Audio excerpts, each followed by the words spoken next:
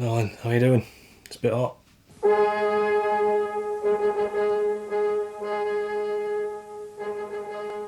Scherben or Shattered is a 1921 silent German film directed by Lupu Pick and written by Karl Mayer. If you don't know, Karl Mayer was quite a big player in the German silent film era. He wrote The Cabinet of Dr. Caligari, which is one of the most famous German expressionism films, which, like, we all know, we've all heard of those films, and we've all seen the Tim Burton films, and we know that sort of aesthetic. It's very well known, and the sort of innovations he brought in flashbacks and POVs, the sort of innovations he brought in there that were very much on the surface, very much about the sets and creating something that didn't look realistic. But a lot of people don't know that he then went on to write films in the Kammerspielfilm genre, which is it's a very small genre. That's why it's not talked about that much. And he mostly worked with F.W. Murnau in there, and Murnau's quest was to remove all other influences and make films that were in the true domain of cinema, as he said, which basically meant removing intertitles. So everything had to be told visually, which is what he did with The Last Laugh, which I reviewed before. I'll just pop that up there. That's probably the pinnacle of that.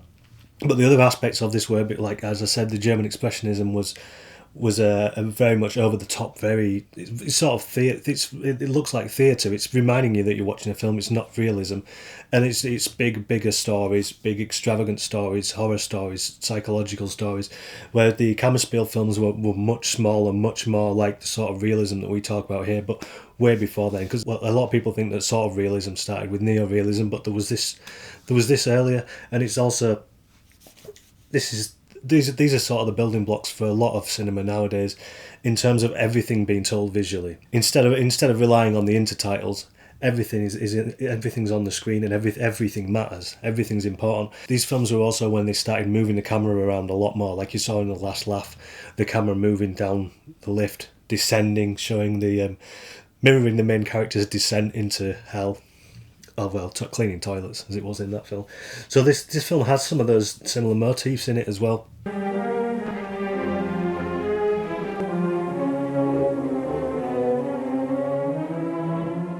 It's about a signalman on the railway, and his family all live there, and they live sort of out in the middle of nowhere, and they get a telegram that a higher up in the business is coming to stay with them. And they seem sort of dismayed by that. And this is what I find strange about, is that people said that this film, though it's these films were they were called chamber pieces. They're very contained, they're very much about everyday life and problems that sort of middle class people at the time were having, working class to middle class people, everyday sort of problems, more family problems, more to do with their state of mind, their lives, stuff like that. And but I've seen a lot of reviews that have said that the acting in this is really over the top, and it's really really melodramatic. And there are moments where the silent acting goes on. There's those bits where this was a general silent film thing where it'll pause on someone for a very long time while they realise something, or while they're overcome with emotion or something like that. And it does that a few times. But I felt like some of the bits where they're over the top is because of their isolation. It felt more like the whole film was kind of manic, and it was a bit like The Lighthouse. I felt like these people are out there on their own. They don't associate with anyone else. Is just that family are just out there on their own, and they're looking after this daughter, and then someone comes who may be a threat to that daughter, and they're just very protective because everything's heightened because of someone coming in from the outside, and everything just seemed manic. It just felt like that to me. Not only those little moments seemed over the top, but that there was just a madness to it. And the way that he uses the camera here, there aren't as many camera movements here as in The Last Life. It's not as innovative as that, but it keeps having these. Every time the camera moves, it's like it's, instead of it just moving to show an emotion or to reveal something, it just seems like every time he walks down the tracks, it's some sort of doom that's coming towards him, which it is. So I really liked that aspect of it, and it felt a lot like a Bela Tarr films of later on. The bits like where they just sat down eating their meal for a long time, and how there's very little going on that's sort of dramatically exciting until it starts getting manic. It had that, and it was just, also because it's just relentlessly grim. And The Last Laugh has ups and downs, and you follow this character and stuff, but most of what happens in this is just grim from the get-go. So it was quite It's a very hard film. I don't know if I've seen a silent film that is that relentlessly grim.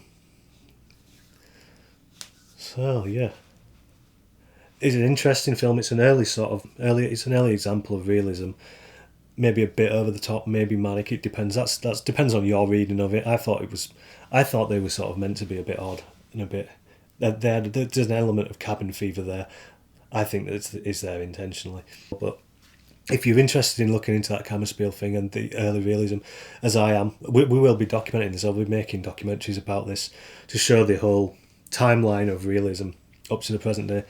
So yeah, Scherben Shattered. It's worth a watch. Probably 8 out of 10, I'd say, but others would probably rank it less. But I think it was a manic film. Manic little precursor to realism, precursor to Bela Tar. And yeah, unrelentlessly grim film. So check it out.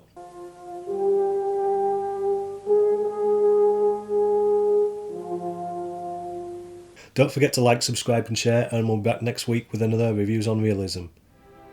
Oh, thank you.